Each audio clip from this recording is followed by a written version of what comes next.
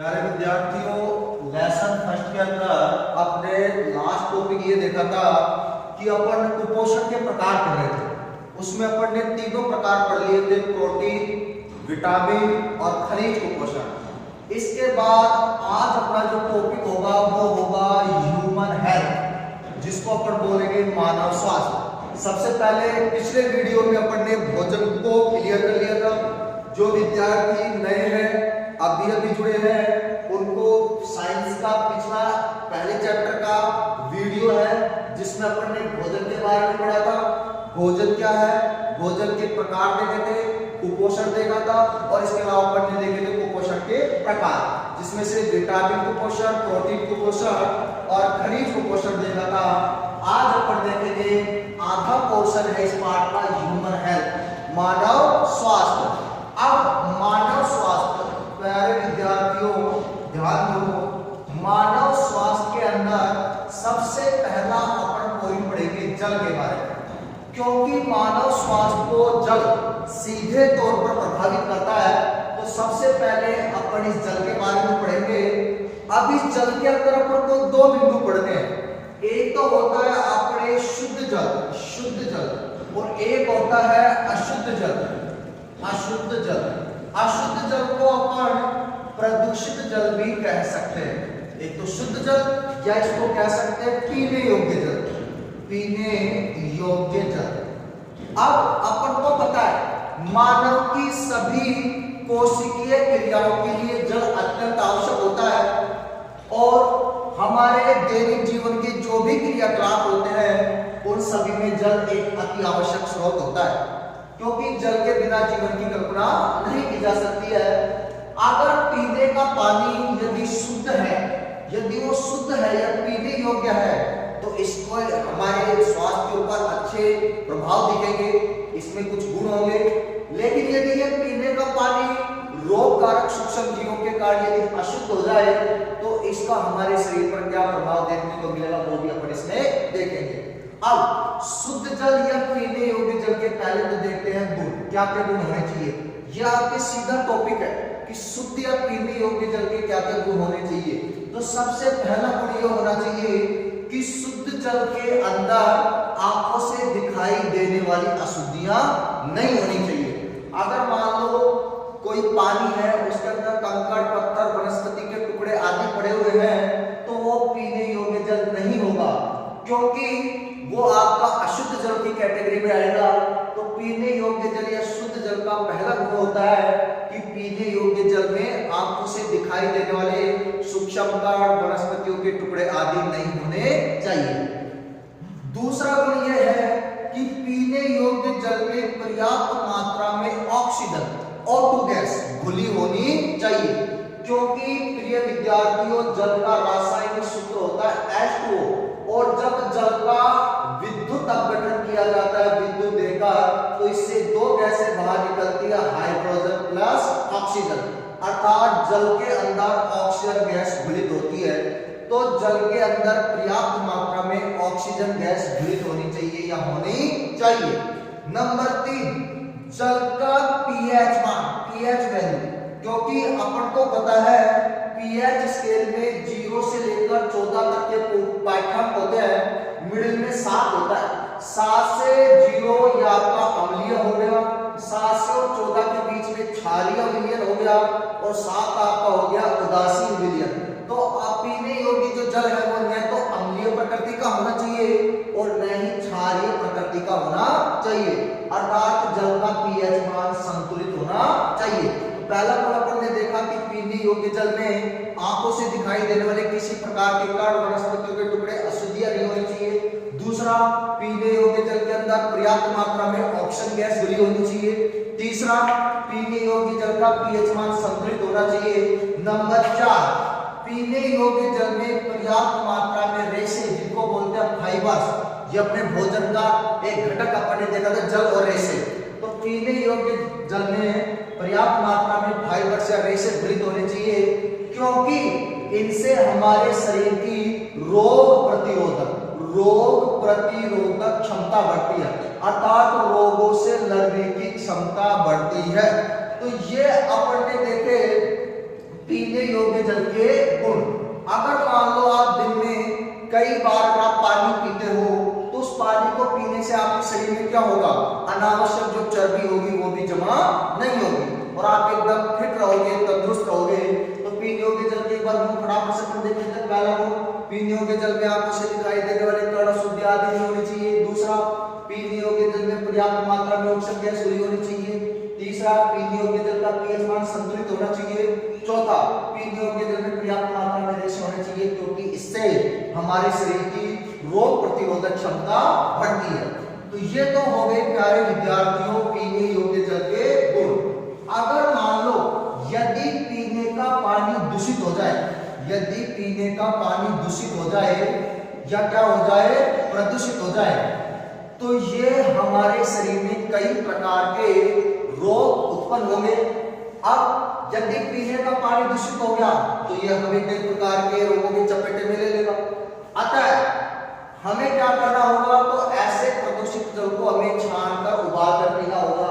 अब पहले तो अपन देखेंगे जल अशुद्ध होता क्यों है, क्योंकि जल के अंदर क्या होता है, कई बार जब काफी समय का जल इकट्ठा हो जाता है तो जल के अंदर कई प्रकार के रोग कारक सूक्ष्म जीव उत्पन्न हो जाते हैं।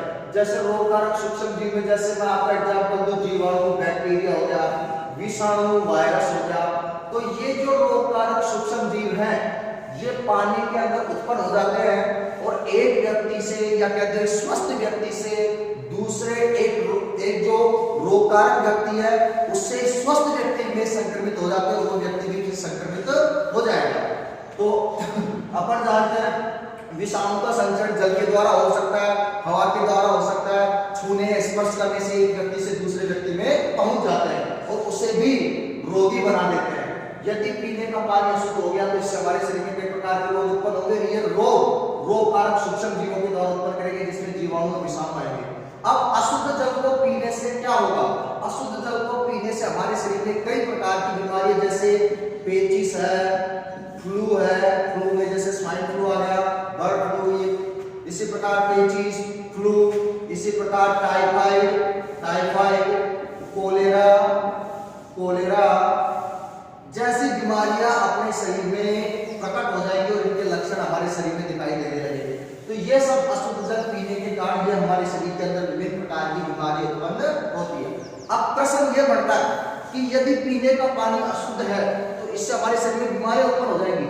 इससे बचने के लिए हमें क्या करना चाहिए, तो सबसे पहले अशुद्ध जल को हमें उबाल कर या इसको क्या करके छान करके हमें पीना चाहिए।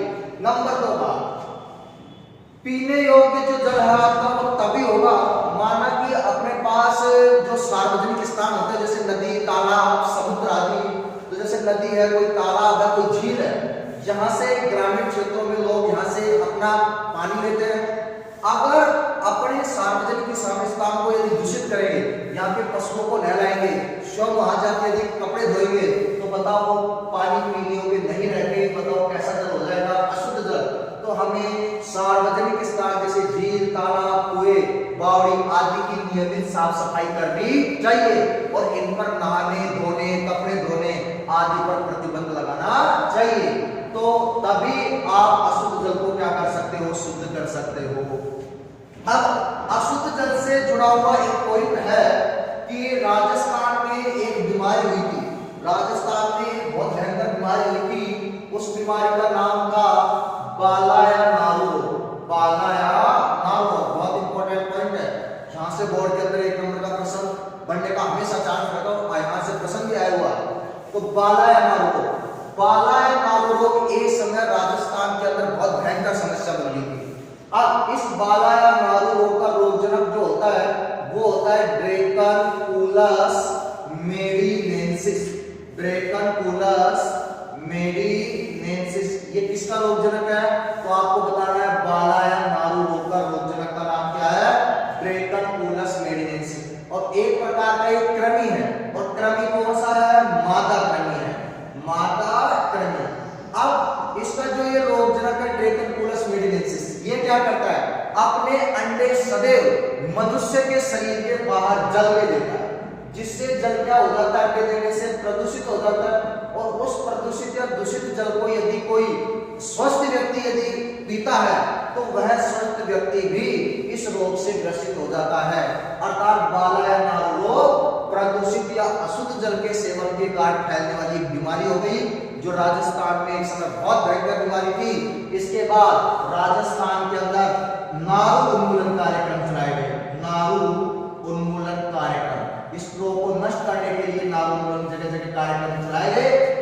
और इसका प्रभाव यह पड़ा कि सन 2000 के बाद राजस्थान के अंदर इस रोग से रिलेटेड कोई व्यक्ति नहीं मिला और ये रोग राजस्थान के अंदर क्या हो गया, खत्म हो गया। तो ऐसा ही रोग आपको घर रखने वाला है नारू रोग। इससे प्रश्न बढ़ते हैं 2-3।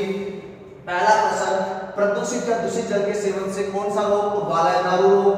बालयनारू रोग का रोग जनक तो ड्रैगनकुलस पेडिनेंसिस, इसका कृमि तो ये मादा कृमि। इसके अलावा आपको पढ़ना है कि राजस्थान में कौन सा कार्यक्रम चलाया गया जिसको समाप्त करने के लिए, तो नारू उन्मूलन कार्यक्रम। और सन 2000 के बाद इसका फिर कोई व्यक्ति राजस्थान में संक्रमित नहीं मिला। अब ये हो गया मानव स्वास्थ्य का अपन ने पहला पॉइंट देख लिया, जल। जल के अंदर अपन ने क्या देखा, शुद्ध जल के क्या गुण है, इसके बाद प्रदूषित जल और इसकी हानियां, इसके बाद अपन ने देखा नारू या कौन सा रोग, बालक। अब इसके बाद आपके पॉइंट आता है मानव स्वास्थ्य से जुड़ा हुआ दूसरा पॉइंट आपके आता है मोटापा। मोटापा, अब ये मोटापा अपन खूब अच्छी तरह देखते हैं गांवों में, शहरों में कई लोगों का जो शरीर होता है उनके शरीर में चर्बी क्या होती है, अनावश्यक रूप से बहुत ज्यादा हो जाती है, जिससे वो उनका पेट फूलकर बहुत मोटा हो जाता है। तो मोटापा क्या है, इसकी डेफिनेशन क्या है?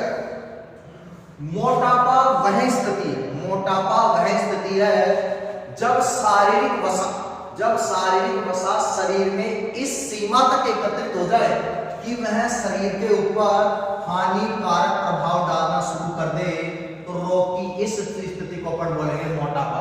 अर्थात मोटापा वह स्थिति हो गई जब शारीरिक वसा शरीर में इस सीमा तक एकत्रित हो जाए कि वह हमारे शरीर के ऊपर हानिकारक प्रभाव डालना शुरू कर दे, तो इस स्थिति को कहते हैं मोटापा। अब मोटापा क्या करता है? मोटापा जीवन की संभावित आयु को घटा देता है। अगर मान लो कोई व्यक्ति 60 साल तक जीने वाला है तो 50 साल 55 साल उस व्यक्ति की डेथ हो जाती है, क्योंकि मोटापा के कारण उसको कई प्रकार की उसका शरीर रोगों के घर बन जाता है। तो मोटापा जीवन की संभावित आयु को क्या कर देता है? घटा देता है। इसके अलावा मोटापा के कारण मधुमेह, निद्राकालीन श्वास समस्या, अर्थात रात्रि के समय खर्राटे लेना बहुत तेज आवाज में, निद्राकालीन श्वास समस्या हो गई। इसके अलावा आपके विभिन्न प्रकार के क्या कैंसर, ठीक है, और ये सभी रोग बताओ किससे जुड़े हुए हो गए? तो मोटापा से पूछे कि मोटापा क्या है, तो क्या बताना है कि मोटापा वह स्थिति हो गई जब शारीरिक वसा इस सीमा तक एकत्रित हो जाए कि वह हमारे शरीर के ऊपर हानिकारक प्रभाव डालना शुरू कर दे, तो इस स्थिति को आप क्या बोलोगे? मोटापा। अच्छा, मोटापा के क्या क्या नुकसान हो गए, क्या इसके प्रभाव हो गए? तो यह हमारे जीवन की संभावित आयु को घटा देता है। इससे मधुमेह, इस प्रकार निद्राकालीन श्वास समस्या, कैंसर और शारीरिक क्रियाओं में शिथिलता आ जाती है। ये सब इसके कारण होता है मोटापा। अब अपन देखेंगे कि मोटापा होने के क्या कारण है, क्यों आज मोटापा बढ़ता जा रहा है। तो इसके कुछ रीजन है, कुछ कारण है। पहला रीजन क्या है? मोटापा होने का सबसे प्रमुख कारण तो यह है कि अपन जो ऊर्जा का सेवन करते हैं और उस ऊर्जा का उपयोग जो करते हैं उनके बीच में यदि असंतुलन हो जाए तो शरीर में क्या बढ़ेगा? मोटापा। मैं मान लो मैं रोजाना की कई कैलोरी युक्त भोजन खा रहा हूं और आवश्यकता से ज्यादा भोजन खा रहा हूं। अब जितनी कैलोरी मेरे शरीर को चाहिए उतनी लग रही है, लेकिन अनावश्यक जो कैलोरी है, जो अतिरिक्त जो कैलोरी है, वो मेरे शरीर की त्वचा के नीचे परत के नीचे जाके वसा के रूप में क्या हो जाती है? एकत्रित हो जाती है, और जिससे मेरे शरीर के अंदर क्या बढ़ने पड़ेगा? मोटापा बढ़ने लगेगा। तो मोटापा होने का प्रमुख कारण यह हो गया कि ऊर्जा के सेवन और ऊर्जा के उपयोग के बीच में असंतुलन होने से क्या होता है? मोटापा। सेकंड, जंक फूड कह दो या अपन कह सकते हैं कृत्रिम भोजन, अर्थात भारी भोजन जो अपन विभिन्न प्रकार के, जैसे जो आपका रिफाइंड तेल आते इससे तले हुए पदार्थ हो गए, जैसे आप ले लो कि जिसके अंदर विभिन्न प्रकार के बर्गर हो गए, पिज्जा हो गए, जो भारी जो जंक फूड, फास्ट फूड, त्वरित भोजन, फास्ट फूड जिसको बोलते हैं, तो जंक फूड, कृत्रिम भोजन या फास्ट फूड करने से भी शरीर में क्या बढ़ता है, मोटापा बढ़ता है। नंबर 3, अत्यधिक चर्बी युक्त भोजन करना। अत्यधिक चर्बी युक्त क्या करना, भोजन। तो अत्यधिक चर्बी युक्त भोजन करने से भी शरीर के अंदर क्या बढ़ता है, तो आपको बताना है मोटापा बढ़ता है। इसके अलावा नंबर 4, शारीरिक क्रियाओं में शिथिलता, अर्थात कोई काम न करना, अर्थात आप कह सकते हो कम व्यायाम करना।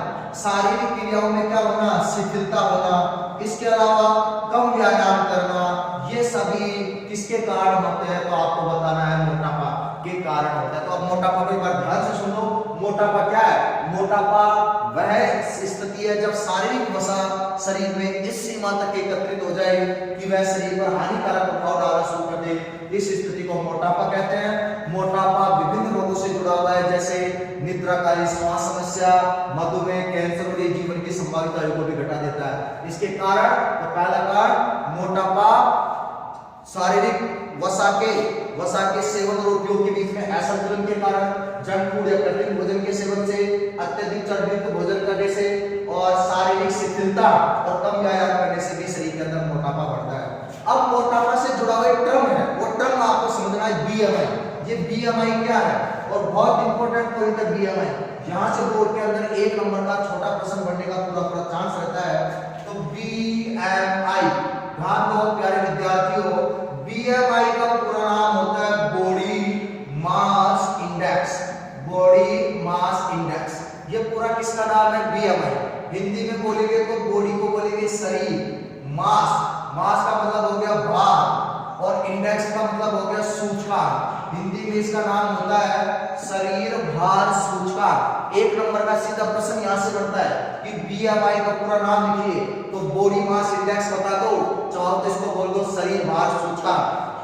अब ये बीएमआई क्या है, ये बीएमआई देखो 2 चीजों का अनुपात आपको बताना है, एक तो शरीर की लंबाई और एक शरीर का भार। अर्थात ये बीएमआई हमें ये बताएगी कि आपकी लंबाई के अनुसार आपके शरीर का भार या वजन कितना होना चाहिए।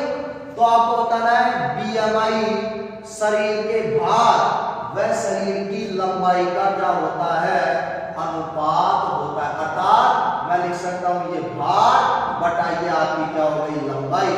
अच्छा, भार को आप किसमें लोगे, किलोग्राम, और लंबाई को आपको लोगे मीटर स्क्वायर। तो किलोग्राम प्रति मीटर स्क्वायर में आप इसका मापन करोगे, किसका, बीएमआई का। तो बीएमआई किस का अनुपात हो गई, शारीरिक भार और शरीर की लंबाई का अनुपात हो गई।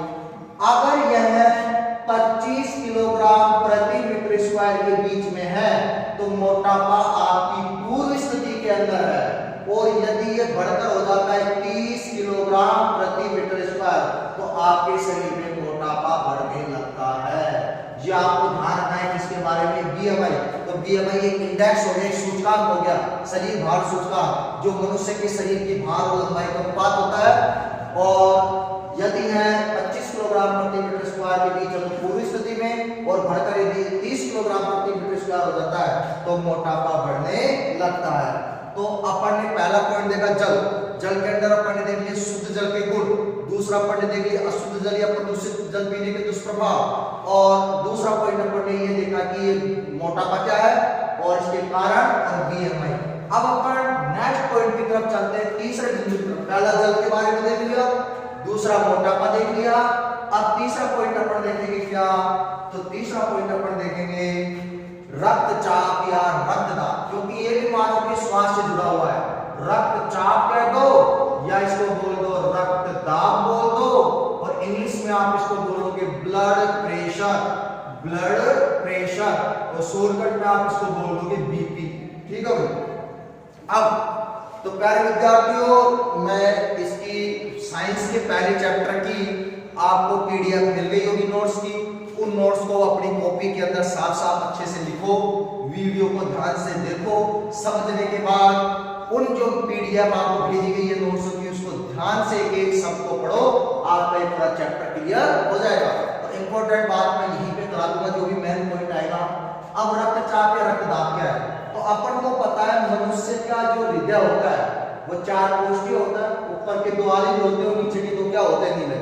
अब हृदय देखो, हृदय से एक तो निकलती है धमनियां और एक होती है शिराएं। शिराएं तो क्या करती है, अशुद्ध रक्त को पुनः हृदय में लेके आती है, और धमनियां क्या करती है, शुद्ध रुधिर को हृदय से विभिन्न अंगों तक ले जाती है। तो ये धमनियां और जो ये शिराएं हैं, इनको मैं कह सकता हूं रुधिर वाहिनियां, अर्थात रुधिर वाहिनियों का काम होता है रुधिर को लाना और ले जाना। तो रुधिर वाहिनी देखो दो हो गई, एक धमनी हो गई, दूसरी क्या हो गई, शिरा हो गई। अब इन रुधिर वाहिनियों में प्रवाहित कौन होता है, तो रुधिर होता है या रक्त होता है। अब अपन को पता है जब ये रुधिर या रक्त जब इन वाहिनियों में प्रवाहित होता है तो इनकी आंतरिक भित्ति पर एक दाब लगाता है, इनकी आंतरिक भित्ति पर क्या लगाता है, दाब लगाता है। उस दाब को आप बोलोगे, बताओ कौन सा दाब, रक्त दाब। कौन सा दाब, रक्त दाब। तो रक्त दाब की सीधी सी परिभाषा क्या हो गई, रुधिर के द्वारा, ये यूं कह दो, रक्त वाहिनियों में बहते रक्त के द्वारा, रक्त वाहिनियों में बहते रक्त के द्वारा जो दाब लगाया जाता है इनकी भित्ति पर, उसे ही क्या बोलोगे, रक्तदाब।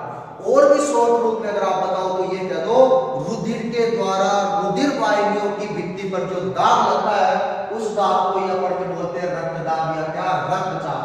अब एक स्वस्थ मनुष्य जो होता है जिसको कोई बीमारी नहीं है, एक स्वस्थ मनुष्य का रक्तदाब होता है 120/80 mm। ये mm आपको हो गया मिलीमीटर, mm का मतलब हो गया मिलीमीटर। एक स्वस्थ मनुष्य का जो रक्तदाब होता है या रक्तचाप होता है वो कितना हो गया, 120 बटा कितना mm, 80 mm। 120 mm ये जो ऊपर की संख्या है इसे बोलते हैं सिस्टोलिक रक्तचाप, सिस्टोलिक रक्तचाप। और ये 80 जो है ये है डायस्टोलिक रक्तचाप। ये हो गया आपका डायस्टोलिक। तो एक सिस्टोलिक हो गया और दूसरा हो गया डायस्टोलिक। 120 ऊपर की संख्या सिस्टोलिक रक्तचाप को प्रदर्शित करेगी, 80 जो ये संख्या है ये आपकी डायस्टोलिक रक्तचाप को प्रदर्शित करेगी। अब आपको ध्यान से देखना है कि सिस्टोलिक क्या होता है, जब हृदय की मांसपेशियां संकुचित होती है, क्योंकि हृदय की क्रिया विधि में क्या होता है, हृदय के अंदर जो रक्त का प्रवाह होता है उसमें हृदय की मांसपेशियां एक बार तो होती है संकुचित और एक बार होती है शिथिल। शिथिल का मतलब होता है फैलना, शिथिल का मतलब हो गया फैलना। अच्छा, और संकुचित का मतलब क्या होता है, सिकुड़ना। जब हृदय की मांसपेशियां संकुचित होती है या कह दो सिकुड़ती है तो बताओ इन धमनियों में रक्त का दाब क्या होता है, बढ़ जाता है। ये तो आपका हो गया सिस्टोलिक। और डायस्टोलिक रक्तचाप में क्या होगा, हृदय की मांसपेशियां शिथिल हो जाती है, फैल जाती है, जिससे इन धमनियों में रुधिर का दाब क्या होता है, कम। तो सिस्टोलिक के अंदर तो मांसपेशियों के सिकुड़ने से बताओ धमनियों में रुधिर का दाब क्या हो जाएगा, बढ़ जाएगा। और डायस्टोलिक में हृदय की मांसपेशियों के शिथिल होने से या फैलने से धमनियों में रुधिर का दाब क्या हो जाता है, बढ़ जाता है। तो बताओ जो आपका सिस्टोलिक जो हो गया वो 120 हो गया, डायस्टोलिक हो गया तो कितना हो गया आपका 80। अगर पारे के बीच में बात करूं तो पारे के बीच में सिस्टोलिक आपको होता है 90 से 120 mm और डायस्टोलिक की यदि बात करें तो ये होता है 60 से 80 mm के बीच आपका ये हो गया, ये पारे के बीच की बात हो गई। तो प्रमुख बातों के बाद फिर से ध्यान से दो, रक्तचाप या रक्तदाब क्या है, रुधिर के द्वारा रुधिर वाहिनियों की भित्ति पर जो दाब लगाया जाता है उसे अपन क्या बोलते हैं, रक्तदाब। एक स्वस्थ मनुष्य का रक्तदाब 120/80 mm। ऊपर की संख्या जो 120 है ये सिस्टोलिक रक्तचाप को प्रदर्शित करती है। सिस्टोलिक रक्तचाप में हृदय की मांसपेशियां क्या होती है, संकुचित होती है। संकुचित होगी तो बताओ धमनियों में रुधिर का दाब क्या हो जाएगा, बढ़ जाएगा। डायस्टोलिक रक्तचाप के अंदर क्या होता है, हृदय की मांसपेशियां शिथिल होती है, फैलती है, जिससे बताओ धमनियों के अंदर रुधिर का दाब क्या हो जाता है, घट जाता है। पारे के बीच में सिस्टोलिक रक्तचाप कितना होता है, तो 90 से 120 mm के बीच होता है। पूछे कि पारे के बीच में डायस्टोलिक कितना होता है, तो 60 से 80 mm होता है। अब इस रक्तचाप या रक्तदाब को एक यंत्र के द्वारा मापा जाता है। बोर्ड में यह प्रश्न 2 बार आ चुका है, बहुत इंपॉर्टेंट पॉइंट है। रक्तचाप या रक्तदाब को एक यंत्र के द्वारा मापा जाता है जिसका नाम है स्थायी गैनोमैनोमीटर, स्थायी गैनोमैनोमीटर, या अपन इसको और भी सिंपल तरीके से बोले तो कह सकते हो रक्तचाप मापी, रक्तचाप मापी। तो रक्तचाप या रक्तदाब को मापने वाले यंत्र को बोलेंगे रक्तचाप मापी, या इस यंत्र का नाम होता है स्थायी गैनोमैनोमीटर। अब सबसे पहले एक वैज्ञानिक थे 1733 में, एक वैज्ञानिक थे जिनका नाम था Stephen Hales. Stephen Hales, Stephen Hales ने सबसे पहले घोड़ों के अंदर घोड़ों के अंदर रक्तचाप का मापन किया। तो किस वैज्ञानिक ने सबसे पहले रक्तचाप का मापन किया? स्टीफन हेल्स ने। किसने किया? घोड़ों में। कब किया? 1733 में। और दूसरे वैज्ञानिक थे कापलन। और इन्होंने 1983 के अंदर 1983 में कापलन नामक वैज्ञानिक ने रक्तचाप को किया परिभाषित। तो यहां से दो पॉइंट आपको ध्यान रखने हैं कि सर्वप्रथम रक्तचाप का मापन स्टीफन हेल्स ने किया 1733 में, घोड़ों में किया। दूसरा, रक्तचाप को बताओ परिभाषित किसने किया? तो 1983 में वैज्ञानिक थे कौन? कापलन। इन्होंने रक्तचाप को क्या किया? परिभाषित किया। अब रक्तचाप दो प्रकार के होते हैं। एक होता है उच्च रक्तचाप, जिसको अपन बोलते हैं हाई ब्लड प्रेशर। एक होता है निम्न रक्तचाप, इसको अपन बोलते हैं लो ब्लड प्रेशर। अब अपन उच्च रक्तचाप और निम्न रक्तचाप के बारे में देखेंगे और इनके प्रभाव अपने शरीर के ऊपर अपन देखेंगे क्या करते हैं। तो प्यारे विद्यार्थियों, अब अपन ने रक्तचाप के यहाँ दो भागों में अपन इसको डिवाइड कर लेंगे। सबसे पहला मैंने यहाँ डाला उच्च रक्तचाप। उच्च रक्तचाप जिसको बोलेंगे हाई ब्लड प्रेशर, और इधर अपन सेकंड नंबर पे डालते हैं निम्न रक्तचाप, जिसको अपन बोलेंगे लो ब्लड प्रेशर, निम्न रक्तचाप। अब उच्च रक्तचाप क्या है? तो सीधी सी परिभाषा है, जब धमनियों में या नसों में रक्त का प्रवाह अधिक होने के लक्षण दिखाई दे, तो वो तो हो गया आपका उच्च रक्तचाप। और यदि धमनियों नसों में यदि रक्त का प्रवाह कम होने के लक्षण दिखाई दे, तो उसे आप बोलोगे कौन सा रक्तचाप? निम्न रक्तचाप।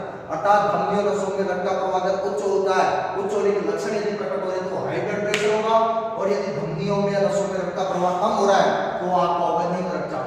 अब उच्च रक्तचाप क्यों होता है? या तो कोई ईर्ष्या, कोई चिंता, कोई द्वेष, या फिर इसके अलावा डर आदि होने से धमनियों के अंदर रुधिर का दाब बढ़ जाता है, जिससे उच्च रक्तचाप की समस्या उत्पन्न होती है। तो पहला कारण हो गया ईर्ष्या, चिंता, द्वेष, डर, भय आदि के कारण रक्तचाप क्या हो जाता है? उच्च हो जाता है।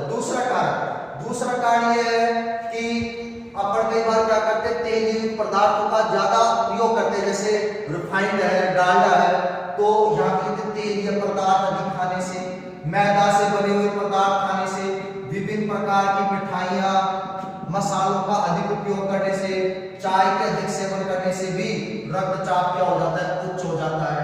तीसरा कारण नशीले पदार्थों का सेवन से।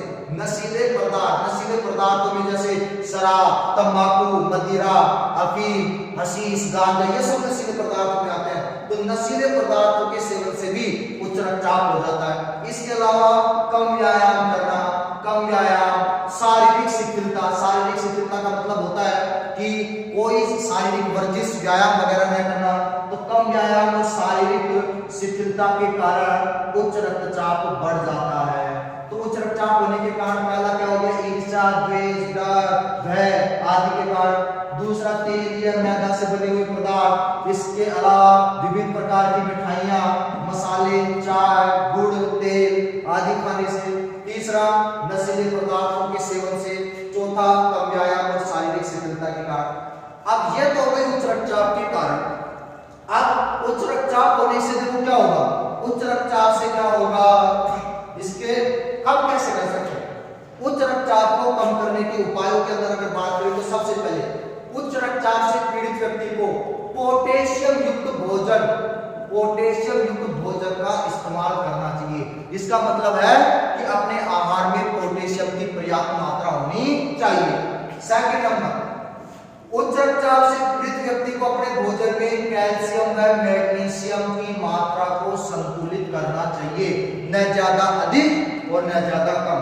पहला उच्च रक्तचाप से पीड़ित व्यक्ति को बचने को उपाय में पहला क्या है? पोटेशियम युक्त भोजन। दूसरा, भोजन में कैल्शियम व मैग्नीशियम जैसे तत्वों को संतुलित मात्रा में लेना चाहिए। तीसरा, डिब्बाबंद सामग्री, जो भी पैकिंग वाली सामग्री आती है, जैसे आजकल कई प्रकार के पेय पदार्थ डिब्बों में पैक आते हैं, तो डिब्बाबंद सामग्रियों का प्रयोग नहीं करना चाहिए। चौथा, पर्याप्त मात्रा में रेशे, अर्थात अपने भोजन में रेशेदार जो भी फल सब्जियां हैं उनकी क्वांटिटी बढ़ानी चाहिए। तो रेशेदार फलों एवं सब्जियों का इस्तेमाल करना चाहिए। इसके अलावा नंबर 5, शारीरिक व्यायाम, शारीरिक व्यायाम और कुछ समय थोड़ी देर के लिए टहलना चाहिए। इसके अलावा छठा, कभी भी नशीले पदार्थों का सेवन नहीं करना चाहिए। तो ये उच्च रक्तचाप से पीड़ित व्यक्तियों को ये उपाय करने चाहिए ताकि उनका रक्तचाप कंट्रोल रहे, ताकि उन्हें उच्च रक्तचाप के अंदर जैसे विभिन्न प्रकार के, क्योंकि उच्च रक्तचाप में क्या होता है, जब धमनियों के अंदर रक्त का प्रवाह बढ़ता है तो धमनियां नसें क्या हो जाती है, फट जाती है और रक्त का आंतरिक स्राव हो जाता है शरीर में, व्यक्ति की इससे क्या हो जाती है, मृत्यु तक हो जाती है। तो ये उच्च रक्तचाप से बचने के उपाय हुए। अब निम्न रक्तचाप में क्या होगा, व्यक्ति की धमनियों नसों के अंदर रक्त के प्रवाह के कम होने के लक्षण दिखाई देंगे। अगर निम्न रक्तचाप होगा तो एक बात बताओ प्यारे विद्यार्थियों कि अपने रक्त के विभिन्न अंगों को जो ऑक्सीजन जो पहुंचती है वो बताओ किसके द्वारा पहुंचती है, तो रक्त के द्वारा पहुंचती है। अपने शरीर के विभिन्न अंगों तक पोषक पदार्थ पहुंचते हैं तो बताओ किसके द्वारा पहुंचते हैं, रक्त के द्वारा। अर्थात रक्त अपने शरीर में परिवहन का कार्य करता है, जिसके अलावा हार्मोन, रक्त, पोषक पदार्थ, उत्सर्जित पदार्थ, इन सब का परिवहन अपने शरीर में रक्त के द्वारा होता है। तो यदि निम्न रक्तचाप हो जाएगा तो धमनियों में नसों में रक्त का प्रवाह क्या होने लगेगा, कम होगा। तो बताओ शरीर के जो महत्वपूर्ण जो अंग है जैसे यकृत है, हृदय है, इस प्रकार आपके मस्तिष्क है, इन अंगों को पर्याप्त मात्रा में ऑक्सीजन और पोषक पदार्थ नहीं मिल पाएंगे और ये कार्य करना क्या कर देंगे, धीरे धीरे बंद कर देंगे, इससे व्यक्ति की मृत्यु हो सकती है। तो दोनों ही रक्तचाप मनुष्य के लिए हानिकारक है, चाहे वो उच्च रक्तचाप हो और चाहे वो निम्न रक्तचाप हो। निम्न रक्तचाप में क्या होगा, शरीर के महत्वपूर्ण अंगों तक पर्याप्त मात्रा में ऑक्सीजन और पोषक पदार्थ नहीं पहुंच पाएंगे, जिससे क्या होगा, उस व्यक्ति के ये धीरे धीरे अंग कार्य करना क्या कर देंगे, बंद कर देंगे और व्यक्ति की इससे क्या हो जाएगी, मृत्यु हो जाएगी। अच्छा, अब ये अपन ने तीसरा पॉइंट देखा रक्तचाप। पहला दिन तो अपन ने देखा था जल के अंदर अपन ने क्या देखा, शुद्ध जल के क्या गुण है, अशुद्ध जल के क्या दुष्प्रभाव है, और इससे जुड़ा हुआ एक बिंदु है नाभि या बालरोग। दूसरा पॉइंट अपन ने देखा मोटापा होने के कारण और मोटापा के कारण कौन सी बीमारियां होती है। तीसरा बिंदु अपन ने देखा रक्तचाप की परिभाषा देख लिया, सिस्टोलिक डायस्टोलिक रक्तचाप देख लिया और उच्च रक्तचाप और निम्न रक्तचाप देख लिया। अब आप एक इंपॉर्टेंट पॉइंट आता है जिसका नाम है नशीले पदार्थ। कौन से पदार्थ आते हैं प्यारे विद्यार्थियों, नशीले पदार्थ। अब आपके 4 नंबर पे मैंने लिए नशीले पदार्थ, और नशीले पदार्थों में अपन 4 नशीले पदार्थों के बारे में पढ़ेंगे। पहला आपका नशीला पदार्थ जो होगा उसका नाम होगा आपके एक तंबाकू, दूसरा आपके गुटखा, तीसरा आपके आएगा मदिरा और चौथा जो नशीला पदार्थ होगा वो आपका होगा अफीम। तो अपन टोटल कुल कितने नशीले पदार्थों के बारे में अध्ययन करेंगे, तो 4 नशीले पदार्थों के बारे में पढ़ेंगे, तंबाकू, गुटखा, मदिरा और चौथा नशीला पदार्थ हो गया आपका अफीम। तो मिलते हैं नेक्स्ट वीडियो में जिसमें अपन 4 नशीले पदार्थों को देखेंगे। ठीक है दोस्तों, घर पे रहो, सुरक्षित रहो, क्योंकि कोरोना महामारी का असर ये लगातार अभी जारी है, और अच्छे से आप अपना अध्ययन करें। मिलते हैं नेक्स्ट वीडियो में।